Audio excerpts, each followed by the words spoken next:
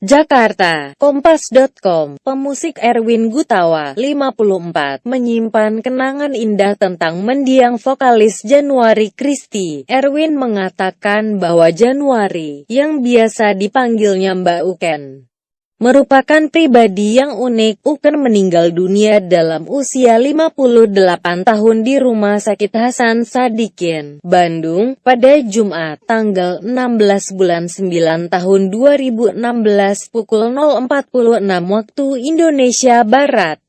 Kenangan Erwin mengenai Uken dimulai pada awal 1980-an. Ketika itu, Erwin masih pemain bass yang mendukung pertunjukan-pertunjukan musik dalam negeri. Dalam kesempatan tersebut ia mendengar tentang January Christie, penyanyi Indonesia yang baru pulang dari Jerman. Sampai kemudian, pemusik James F. Sunda mengajak saya menggarap album solo Mbak Uken. Cerita Erwin kepada Kompas.com pada Jumat, tanggal 16 bulan 9 tahun 2016. Album solo pertama Uken itu berjudul Melayang, 1986.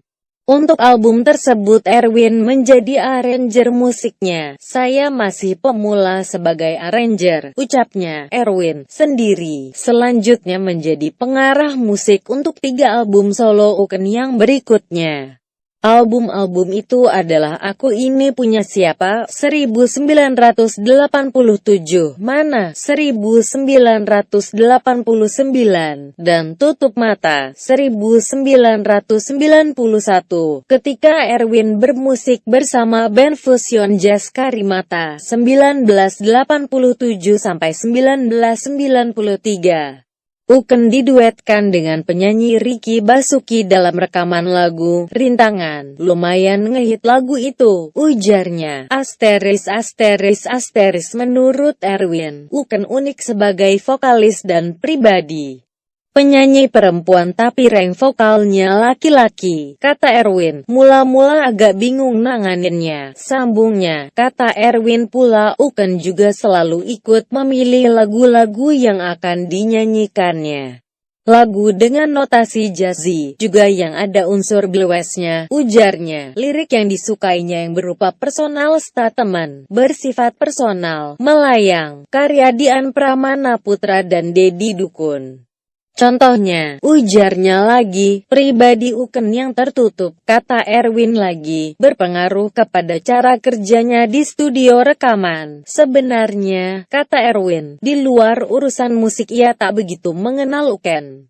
Beda angkatan, dia senior, ucapnya. Namun, Erwin sebagai rekan bermusik di studio rekaman merasakan bahwa pribadi Uken yang tertutup berpengaruh terhadap cara kerjanya. Uken, cerita Erwin, membutuhkan kehusukan untuk menjalani rekaman. Ketika itu mereka menjalani rekaman di sebuah studio rekaman di kawasan Jelambar, Jakarta Barat. Kalau dia mau rekaman, enggak boleh ada orang lain di studio, kecuali saya dan Saun Enginer, Konrad Lamuri, tuturnya. Dia juga cuma mau Konrad yang jadi Saun Enginernya, imbuhnya. Waktu jadwal pertama rekaman, ada beberapa pemain musik di studio. Dia bilang, Erwin, kamu sama teman-teman kamu saja, saya enggak jadi rekaman saja. Tuturnya lagi, sekali masuk studio, sepanjang jadwal rekaman, Uken pun tidak akan beranjak keluar. Kalau jadwal istirahat makan siang, misalnya, dia suruh saya dan Konrad makan siang di luar studio, dia sendirian di studio, ceritanya.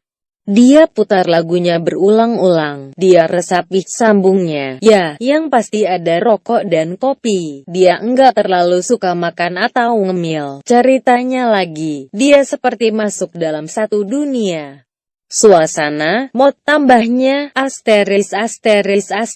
menurut Erwin, Uken termasuk pelopor pada era 1980-an yang membuat musik jazzy bisa masuk ke pasar yang lebih luas dalam industri musik pop tanah air. Lagu-lagunya tembus ke radio-radio pop zaman itu, katanya. Ketika itu, sambung Erwin, pasar pop dalam industri musik Indonesia sedang heboh oleh penyanyi Vina Panduwinata. Sesudah menggarap 4 album Uken dan lagu rintangan yang diduetkan oleh Uken dan Ricky dalam album Karimata, Erwin tidak pernah bekerja sama lagi dengan Uken untuk rekaman. Ketika sudah menjadi pembuat konser, Erwin juga tidak pernah membuat konser untuk Uken. Enggak tahu kenapa, jalan saya enggak ke situ, saya bekerja sama dengan, misalnya, almarhum Chrisye, ujarnya. Erwin pun berjumpa Uken hanya sesekali, secara kebetulan, berpapasan di Bandung, misalnya. Ia untuk kali terakhir bertemu dengan Uken kira-kira seminggu lalu. Ia menjenguk Uken di Rumah Sakit Hasan Sadikin.